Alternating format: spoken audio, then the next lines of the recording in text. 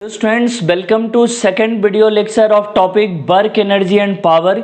इसमें अब तक हम लोगों ने वर्क की पढ़ाई की, वर्क को डिफाइंड किया और work equal to F force into displacement vector में लिखें तो एफ डॉट एस जो आता है F S cos theta. Special case सीखे कि जब फोर्स और डिस्प्लेसमेंट के बीच का एंगल 90 डिग्री से छोटा हो, एक्यूट एंगल हो, तो उस केस में वर्क डन पॉजिटिव होता है। जब फोर्स और डिस्प्लेसमेंट के बीच का एंगल 90 डिग्री हो तो वर्क डन जीरो। और थर्ड था जब फोर्स और डिस्प्लेसमेंट के बीच का एंगल 90 से बड़ा हो, ऑब्ट्यूज एंगल हो, तो वर्क डन निगेटिव आता है। उसी सीरीज में आगे अब और बेसिक डिस्कशन को आगे बढ़ाते हैं। कह रहा है कि एक चीज़ है कि जब फोर्स आपने किसी बॉडी पे लगाया लेकिन वो फोर्स उस बॉडी पे कंटिन्यू वर्क नहीं कर रहा है, तो उस केस में वर्क डन जीरो होगा। इसको ऐसे समझें कि अगर हमने ये बॉडी है और ये फोर्स लगा रहे हैं ऐसे, ये जहाँ पे इसका हेड जो है ये कहलाया पॉइंट ऑफ एप्लीकेशन। जब इसको बॉडी पे ऐसे लगाए और ढकेले तो कह रहा है कि इस केस में वर्क डन हुआ, क्योंकि ये जो पॉइंट ऑफ एप्लीकेशन है वो मूव किया। तो कह रहा है कि अगर कोई बॉडी यहाँ रखा हुआ है और इस पर फोर्स लगाए और यहाँ आया, यहाँ भी ये फोर्स एफ लग रहा है, 20 का डिस्टेंस एस है, तो work done equal to F into S easily कह सकते हैं। लेकिन इसी बात को अगर इस तरह से हो कि ये वॉल है, दीवार है, और इस पर कोई नॉर्मल फोर्स लगा, ये बॉडी के बदले यहाँ बॉल था, तो कह रहा है कि ये नॉर्मल फोर्स सिर्फ यहाँ लगा, ये जो है इसका पॉइंट ऑफ एप्लीकेशन जो है फोर्स का, पॉइंट ऑफ एप्लीकेशन यहाँ ये हुआ पॉइंट, यहाँ पर नॉर्मल फोर्स लग रहा है पॉइंट ऑफ एप्लीकेशन, तो कह रहा है कि ये मूव नहीं कर रहा है, point of application does not move. इस केस में पॉइंट ऑफ एप्लीकेशन मूव ही नहीं कर रहा है, ये तो दीवार है और ये तो जहाँ है वहीं रहेगा। तो वर्क डन इक्वल टू जब फोर्स क्या नॉर्मल फोर्स इनटू डिस्प्लेसमेंट, तो कह रहे पॉइंट ऑफ एप्लीकेशन मूव ही नहीं किया तो डिस्प्लेसमेंट जीरो और वर्क डन भी इस केस में क्या हो गया, जीरो। तो एक सिंपल सा लॉजिक ये सीखना है कि सिर्फ फोर्स और डिस्प्लेसमेंट के बीच के एंगल पर ही नहीं, इस पर भी डिपेंड करता है वर्क डन, कि अगर किसी बॉडी पे फोर्स लगाए लेकिन फोर्स का पॉइंट ऑफ एप्लीकेशन जहाँ फोर्स लगा रहे हैं वो अगर मूव नहीं करता है तो उस केस में वर्क डन क्या हो जाता है, जीरो। तो कह रहे हैं नॉर्मल फोर्स के केस में तो स्पेशली होगा कि जो वो दीवार के चलते अगर यहाँ लगा है तो वो मूव नहीं करेगा नॉर्मल फोर्स, बॉल भले टकरा के आगे चला गया लेकिन ये फोर्स का जो पॉइंट ऑफ एप्लीकेशन है सिर्फ एक क्षण के लिए यहाँ लगा, उसके बाद बॉल पर से नॉर्मल फोर्स गायब हो गया, यानी कि इस फोर्स के चलते डिस्प्लेसमेंट नहीं हुआ और इसलिए वर्क डन इस केस में क्या हो गया, जीरो। तो ज़्यादा बात को नहीं खींचते, हम लोग दिल दिमाग खोल के नई बातें सीखते हैं। कई बार बच्चे जब नया बात कुछ आता है, खास करके ऐसे बहुत इजी और थोड़ा सा रोटेटेड टाइप का बात, तो हम लोग क्या करते हैं, बार बार दिमाग को में जो बैठा हुआ है पहले उसी को रिफ़्रेश करते हैं, उसी को यूज़ करते हैं और नया चीज़ नहीं इंटर होने देते दिमाग में। नया चीज़ इंटर होने देना है यहाँ, और वो नया चीज़ है कि हम फोर्स लगाए, बॉडी डिस्प्लेस हुआ, लेकिन अगर ये जो पॉइंट ऑफ फोर्स का एप्लीकेशन पॉइंट है यहाँ पर, ये अगर ट्रेवल नहीं किया साथ में तो वर्क डन क्या होगा, जीरो। ओके, क्वेश्चन देखिए, 2-3 क्वेश्चन है इस पर। There is an elastic wall and a rigid wall, the work done by the normal reaction exerted by the wall on the ball is. कह रहा है कि जब दीवार से टकरा कर आए, तो अभी पढ़े कि दीवार से टकरा के आए तो नॉर्मल रिएक्शन लगेगा, लेकिन वो पॉइंट ऑफ एप्लीकेशन जो है नॉर्मल फोर्स का वो बॉल के साथ ट्रेवल नहीं करेगा, यानी डिस्प्लेसमेंट जो है वो नॉर्मल फोर्स के चलते नहीं कहलाएगा यहाँ पर, और वर्क डन इस केस में क्या होगा, जीरो। तो आंसर हो जाएगा इस केस में सी करेक्ट आंसर है। और मैंने आंसर लिख भी दिया है कि एज द, इसको अंडरलाइन करिए, यही इतना जो बोले उसका निचोड़ रिजल्ट था, as the point of application of force does not move hence work done by normal reaction is 0। फिर क्वेश्चन है एक और, work done by the normal reaction when a person climbs up the stairs. जब एक बंदा सीढ़ियाँ चढ़ता है तो कह रहा है कि उस केस में सीढ़ियाँ चढ़ते समय उसका वर्क डन क्या होगा।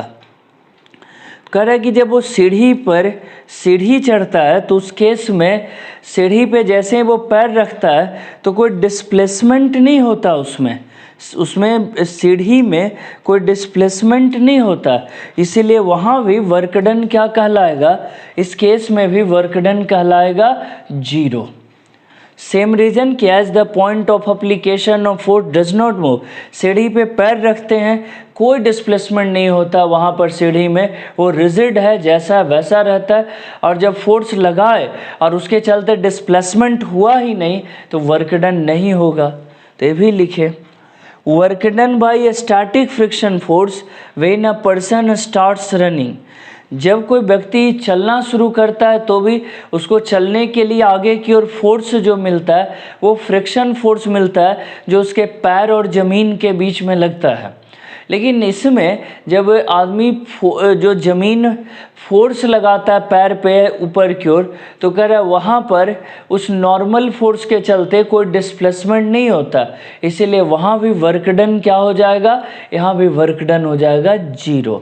तो कह रहे इन सब केस में एक ही लॉजिक, एक ही तरह का सब में है कि as the point of application of force does not move hence work done by normal reaction is 0।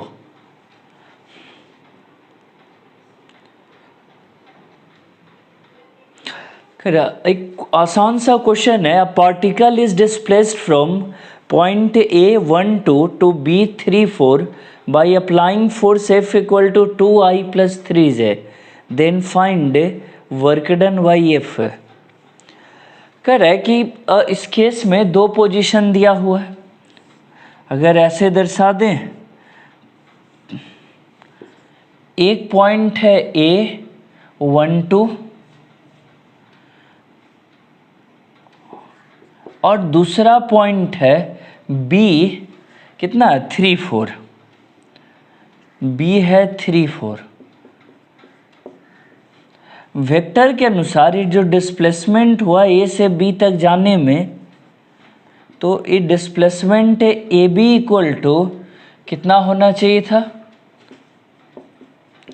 कह रहा है कि A equal to position vector लिखें I प्लस 2J, इधर x कोऑर्डिनेट 3 y कोऑर्डिनेट 4, तो B का पोजीशन वेक्टर कितना हो गया 3I प्लस 4J।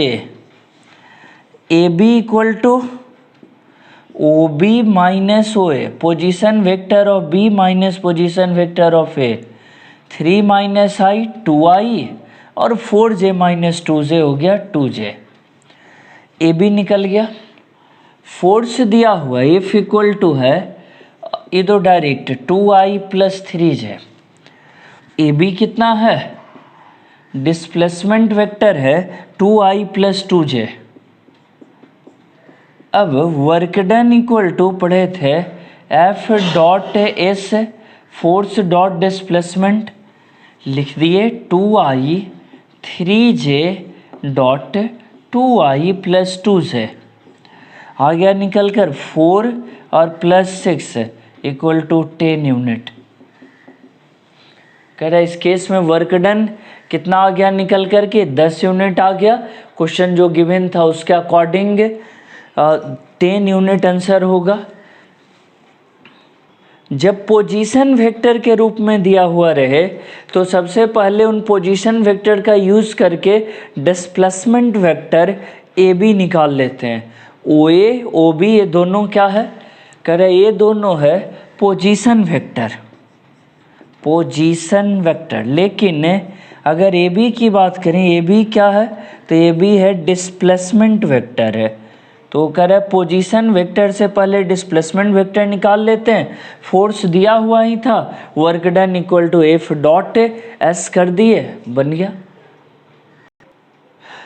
अगेन एक क्वेश्चन में अब पार्टिकल का दो पोजीशन दे दिया, इनिशियल पोजीशन और फाइनल पोजीशन, और अब कह रहा है कि दोनों पोजीशन जब पता है तो उसका यूज़ करके ये जब उस पर दो फोर्स लगे F1 और F2 तो वर्क डन बताइए। कह रहा है कि इस केस में और फिर से पोजीशन वेक्टर कितना हो गया, पोजीशन वेक्टर ऑफ ए तो -i 2j 4k, position vector of B 3i 5j और 9k। देखिए डेटा को जो वहाँ दिया हुआ है ए वाला और ए, इससे डिस्प्लेसमेंट वेक्टर निकल जाएगा, डिस्प्लेसमेंट वेक्टर ए बी कितना हो गया, B minus position vector of B और minus position vector of A. इसी को अभी ऐसे लिख के सिखाए थे, ओ बी और माइनस ओ ए के रूप में भी लिखते हैं। कितना हो गया, 3 माइनस -1 4i, 5 माइनस 2 3j और 9 माइनस 4 5k, डिस्प्लेसमेंट वेक्टर आ गया। इस पार्टिकल पे दो फोर्स लग रहा है एक साथ है, एक फोर्स लग रहा है F1 और दूसरा फोर्स लग रहा है F2, तो नेट फोर्स क्या हो जाएगा, F net equal to F1 plus F2, जोड़ दीजिए 3 to 5i, देखो ये दोनों फोर्स को जोड़ रहे हैं, 3j माइनस से और k और 5k निकल गया, work done equal to F net dot displacement vector कितना आ गया, 5i plus 2j plus 6k और डॉट में इधर है 4i plus 3j plus 5k, dot product आता है 5 4 20, 2 इंटू 3 6, 6 इंटू 5 30, 56 यूनिट, इतना वर्क डन आया निकल करके। अगर एसआई यूनिट अप्लाई किया जाता है तो जूल हो जाएगा, लेकिन यहाँ चूँकि यूनिट का कोई चर्चा नहीं है इसलिए हमने भी आंसर में सिर्फ यूनिट वर्ड यूज़ कर दिया, इतना यूनिट 56 यूनिट, जो भी रहे जूल अर्ग जिसमें भी रहे, न्यूटन मीटर जिसमें रहे। सीखे पिछले क्वेश्चन से इसमें क्या डिफरेंस था, उसमें 2D का यूज़ किया गया था आई जे, इसमें 3D है आई जे के, उसमें एक फोर्स था सिंगल फोर्स, इसमें डबल फोर्स है F1 एंड F2 दोनों लग रहा है, तो ये अंतर रहा इस दोनों क्वेश्चन में। अब इसमें एक चेंज और कर देता है, ये तो निकल गया वर्क डन और टोटल वर्क डन हो गया, टोटल वर्क डन ये निकाल लिए। अक्सर ऐसे क्वेश्चन में क्या करता है कि टोटल वर्क डन ना निकालने बोल करके सिर्फ एक फोर्स का भी वर्क डन निकालने कह देता है, जैसे इसमें सिर्फ एक फोर्स का ऐसे कह दे कि बी क्वेश्चन यहाँ बना है, B find work done by F2, सिर्फ F2 का वर्क डन खोज दे, तो कर ऐसे में बाकी सब चीज़ तो ही रह जाएगा, यहाँ पे सब ये चेंज हो जाएगा यहाँ से कि अगर सिर्फ F2 का खोज रहा है तो आप, और आप भी कॉपी में मिटा मत देना, आपके पास तो जो लिखा हुआ है वो ए हुआ, ये बी बता रहे हैं, कह रहा है कि इसके लिए जब वर्क डन कहेगा तो क्या हो जाएगा, यहाँ लिख देता हूँ work done equal to F2 और डॉट ए बी, F2 हो गया 3i माइनस जे प्लस 5k और ए बी का कितना हो गया 4i 3j 5k, 4i 3j 5k कर दिए, 4 3 12 है, 3 इंटू -1 -3, 5 इंटू 5 25, यानी हो गया 25 प्लस 12 37 माइनस 3 34 यूनिट। तो इस क्वेश्चन का आंसर इतना हो जाएगा 34 यूनिट। तो ये भी एक मॉडल है, देगा 2 फोर्स है कन्फ्यूज़न खड़ा करने के लिए, लेकिन उसमें से यूज़ करवाया मात्र 1 फोर्स है। F1 F2 दोनों दिया था, लेकिन जब न्यूमेरिकल बनाया तो कहा कि सिर्फ work done due to F2 निकालें, work done due to F1 का कोई यूज़ कोई कैलकुलेशन नहीं करने कहा। तो ऐसा भी क्वेश्चन हम लोग बनाते हैं, सीखे भी आगे बढ़ते हैं हम लोग। नेचर में एग्जिस्ट करने वाले डिफरेंट फोर्सेस के द्वारा वर्क डन किया जाए तो कह रहा है कि उसका भी एक सेपरेट स्टडी हम लोग कर लेते हैं। पार्ट वाइज कोई चीज़ पढ़ लेने से वो ब्रेन में एग्जिस्ट करता है ज़्यादा क्लियर वे में। तो हम लोग लिखे, हेडिंग लगाए work done by various real forces है, जिसमें फर्स्ट में work done by gravity. A body of mass m kg is projected in 4 different ways as shown in figure with velocity v meter per second. The work done by gravity by the time the stone falls on the ground. जैसे कर है कि एक particle को हम लोगों ने 4 तरीके से फेंका, ऊपर की ओर, नीचे, आगे, पीछे, इस तरह से। जैसे पार्टिकल ज़मीन पे गिरता है चारों केस में तो कह रहा है कि यहाँ पहुँचते पहुँचते कितना वर्क डन होगा। तो देखे विडी से पार्टिकल किसी भी तरह से हम फेंके, फोर्स उस पर क्या लग रहा है mg, गिरना उसको कितना है h, s, f बराबर है mg और s बराबर है h, और दोनों का डायरेक्शन किधर की ओर है, नीचे की ओर। तो वर्क डन जब लिखते हैं तो हो गया F dot S F S cos theta, F का हो गया mg, S का हो गया h और कोस थीटा दोनों नीचे की ओर है तो दोनों के बीच का एंगल हो गया 0, यानी वर्क डन इक्वल टू हो गया mgh। चाहे हम कैसे भी फेंके, force into displacement work done इतना ही आएगा, वर्क डन होगा mgh, work done equal to हो जाएगा mgh। ऐसे में हमारे लिए इस क्वेश्चन में अगर कुछ वैल्यू दे दे, जैसे मान लो एग्जांपल में m इक्वल टू दे देता 2 kg लैंग्वेज में ही, v इक्वल टू दे देता 10 मीटर पर सेकेंड, g कह रहा है लेना है 10 मीटर पर सेकेंड स्क्वायर और h दे दिया 100 मीटर। तो कह रहा है ऐसे में वर्क डन निकालने में v का कोई यूज नहीं होगा, mgh निकाल दीजिए 2 इंटू 10 इंटू 100 इतना जूल और ये इक्वल टू आ गया 2000 जूल, यानी इस केस में वर्क डन कितना हो गया, कह रहा है इस केस में वर्क डन हो गया 2000 जूल है। तो ये हो गया work done by gravity. Gravity कितना काम करता है। कई बार मन में सवाल उठ जाता है कि सर ऊपर फेंकेंगे तो भी, बोले बिल्कुल हम ऊपर फेंके, लेकिन फोर्स तो हमेशा किधर की ओर लग रहा है, नीचे की ओर, mg बेट। डिस्प्लेसमेंट भी फाइनल क्या होगा, इनिशियल यहाँ, फाइनल यहाँ। ऊपर भेजिएगा, ऊपर से लौट के यहाँ आएगा और फिर यहाँ से नीचे। तो इनिशियल से फाइनल लिया जाता है डिस्प्लेसमेंट। पढ़े, डिस्टेंस तो लेना नहीं है कि ऊपर गया तो ऊपर को भी काउंट करो, नहीं, सिर्फ डिस्प्लेसमेंट लेना है और वो डिपेंड करता है इनिशियल और फाइनल पॉइंट पे। ऊपर जाए, आड़े तिरछे कहीं जाए मतलब नहीं है, इनिशियल ए पॉइंट, फाइनल ए पॉइंट, बीच का डिस्टेंस h। तो ये डिस्प्लेसमेंट हुआ और force mg, force into displacement, work done हुआ, यानी कितने के बराबर है, वर्क डन mgh के इक्वल आता है निकल करके इस केस में। तो इस तरह से सीखे वर्क डन बाय ग्रेविटी, कि जब किसी ऑब्जेक्ट पर वेट लगे, mg लगे, तो और वो h हाइट से गिरे तो उस केस में वर्क डन कितना होगा, तो वर्क डन होगा mgh। और डायरेक्ट भी हम यूज कर सकते हैं इसे न्यूमेरिकल बनाने में। वेरियस फोर्स का वर्क डन सीखते समय सेकंड पहला सीखे ग्रेविटी वाला हो गया। अब कह रहा है work done by normal reaction.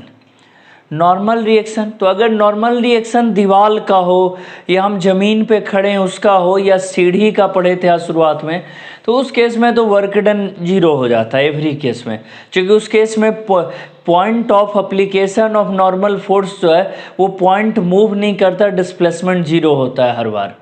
आज खूब सीखे थे शुरू में। यहाँ पे कर अगर इस तरह रखा हो तब तो ए नॉर्मल फोर्स लगाएगा बी पे और बी नॉर्मल फोर्स लगाएगा ए पर, तो इस केस में वर्क डन होगा नॉर्मल फोर्स के चलते। पहला क्वेश्चन लेकिन इसमें है, इसमें 1-2 क्वेश्चन और मैंने जोड़ दिया। Work done by force F on A, तो पहला का सॉल्यूशन करें। ए पर फोर्स कितना लग रहा है इधर से देखिए 120 न्यूटन, डिस्प्लेसमेंट कितना हो रहा है ए में वो भी दिया हुआ है 100 मीटर। तो आप वर्क डन इक्वल टू बताइए force into displacement 120 newton into 100 metre, कुल मिलाकर हो गया 12,000 जूल आया।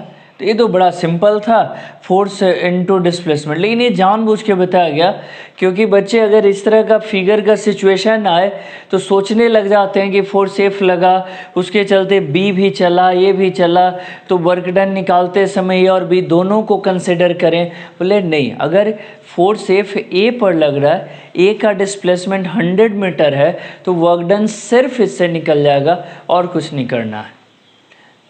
अब सेकेंड है force F on B, B पर तो एफ लग ही नहीं रहा, एफ वी से देखें बी पर ए का नॉर्मल फोर्स लगेगा, यानी बी पर एफ एक्ट ही नहीं कर रहा है, कह रहा है F force does not act on B, तो इसीलिए वर्क डन बाई फोर्स बराबर क्या हो गया 0। फोर्स जो है एफ वो बी पे नहीं, फोर्स एफ किस पे एक्ट कर रहा है ए पर, बी पे लगेगा लेकिन ए फोर्स नहीं लगेगा, फोर्स ए पे लगा और ए नॉर्मल फोर्स लगाएगा किस पे बी पे, जिसके चलते बी ढकेला के आगे जाएगा। तो ऐसे में क्लियर होना चाहिए कॉन्सेप्चुअल कि अगर एफ बी पे नहीं लग रहा है तो फोर्स एफ के चलते बी पर जो वर्क डन होगा वो 0 होगा, क्योंकि फोर्स एफ लग ही नहीं रहा बी पर है। अब थर्ड की बारी है, ये दोनों सीख गए। ये दोनों सिचुएशन डील करने के बाद जो मेन था नॉर्मल फोर्स वाला उसके लिए हम लोग डील करें। यहाँ पर कह रहा है कि force equal to mass into acceleration, तो मास दोनों बॉडी एक साथ चल रहा है तो ma plus M B into acceleration 120 newton equal to 20 और 10 30 kg और इंटू ए का वैल्यू आ गया 4 मीटर पर सेकेंड स्क्वायर, एक्सेलरेशन निकल गया। अब कह रहा है कि एफ वी खींची अलग अलग,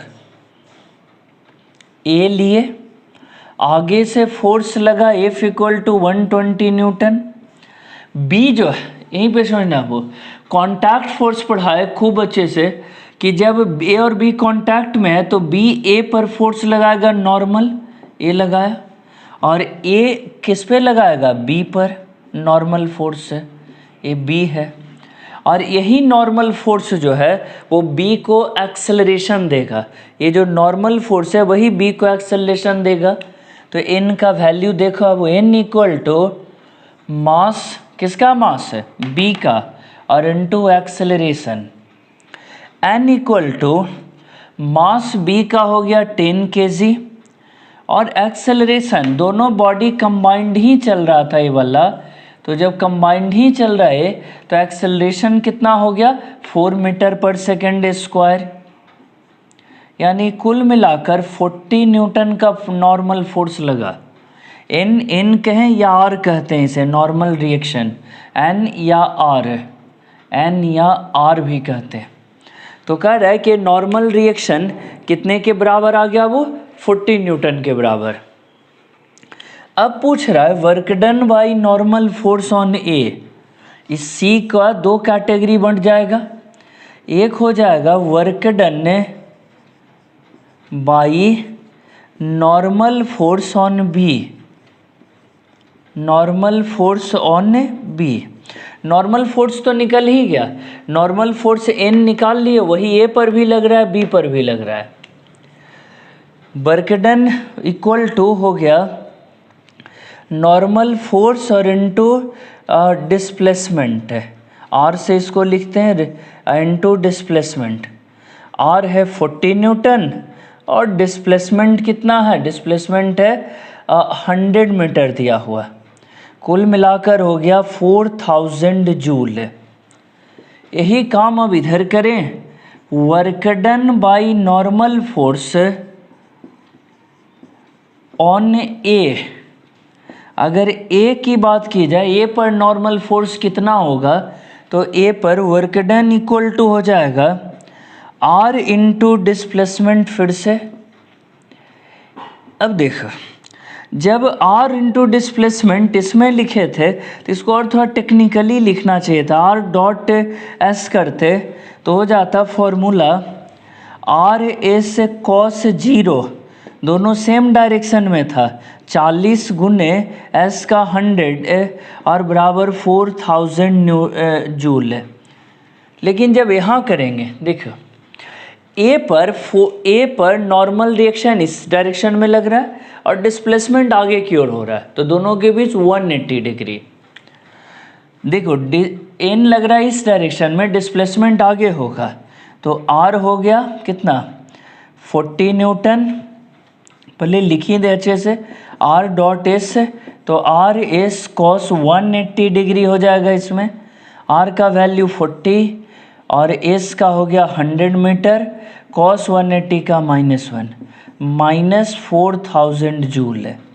और ऐसा होना भी ज़रूरी था, एक प्लस और एक माइनस, क्योंकि ये दोनों जो है ये रिएक्शन फोर्स इंटरनल फोर्स होता है, इसीलिए इससे रिजल्ट भी एक निकला कि net work done by R equal to 4000 joule plus -4000 joule और इक्वल टू 0 आ जाएगा निकल कर, because R is an internal